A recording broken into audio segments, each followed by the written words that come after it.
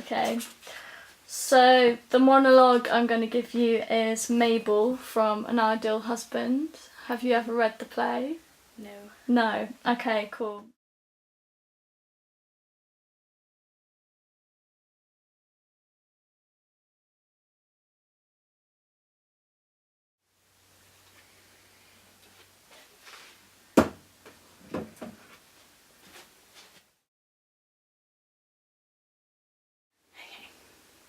Well, Tommy has proposed to me again.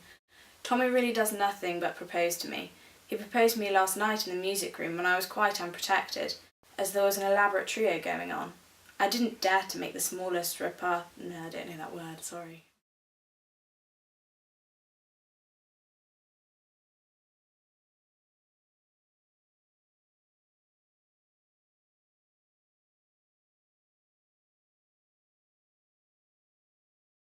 So Mabel is one of the pretty humorous and comedic characters.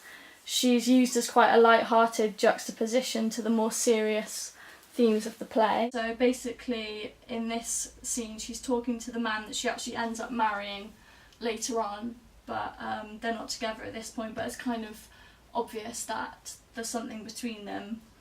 But here she's just talking about Tommy, who's a character that you don't actually meet. But here she's just talking about the fact that he keeps on proposing to her, and it's all a bit hopeless. She's not very impressed because he's not really making it a big deal. She wants to have a big deal made when she gets proposed to, so.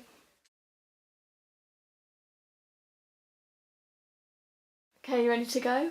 Yeah. Okay, go for it. Okay. Well, Tommy has proposed to me again. Tommy really does nothing but propose to me.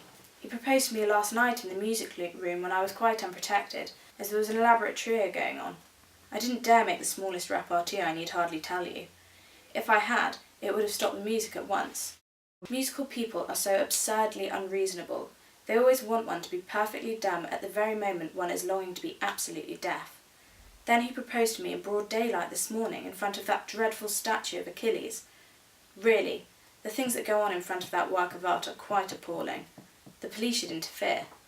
At luncheon, I saw by the glare in his eye that he was going to propose to me again, and I just managed to check him in time. I'm very fond of Tommy, but his methods of proposing are quite out of date. Okay, nice, thank you.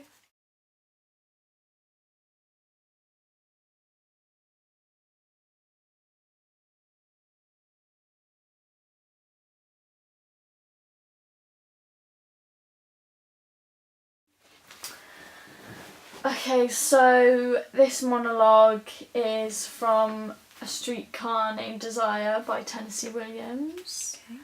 Have you read that play or heard of it? I haven't read the play, but I think I saw the film adaptation a while ago. Oh, yeah. Vaguely. Yeah. Not really. Okay, so you might know a little bit of the story. Yeah. Okay.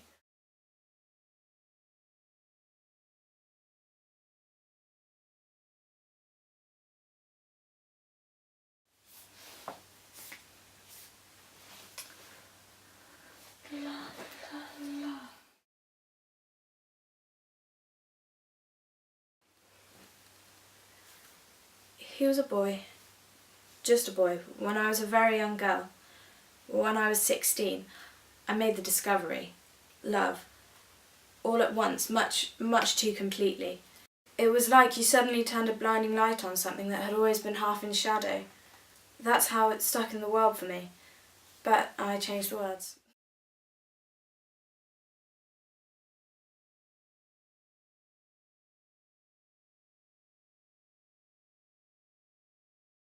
Well, during this monologue, it's talking about something that's kind of been continuously hinted at throughout the whole play, and then this is the big revelation about it. Okay. So you're reading a monologue from the character of Blanche, who's quite a troubled, quite a confused individual. She's quite unstable. Yeah. And here she's talking about her marriage that she had when she was quite young to a young guy called Alan. Basically, she found out that Alan was gay when they were married, and she was kind of overheard once she found this out, kind of shouting about it quite loud.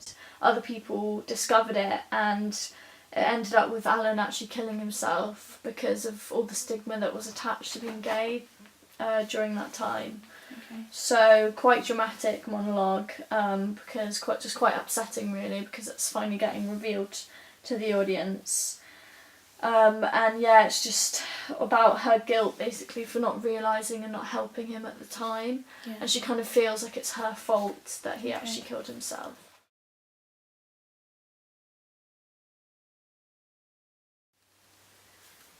He was a boy. Just a boy. When I was a very young girl, when I was 16, I made the discovery. Love. All at once, much too completely. It was like you suddenly turned a blinding light on something that had always been half in shadow. That's how it struck the world for me. I was unlucky, deluded. There was something different about the boy. A nervousness, a softness and a tenderness which wasn't like a man's, although he wasn't the least bit effeminate looking. Still, that thing was there. He came to me for help.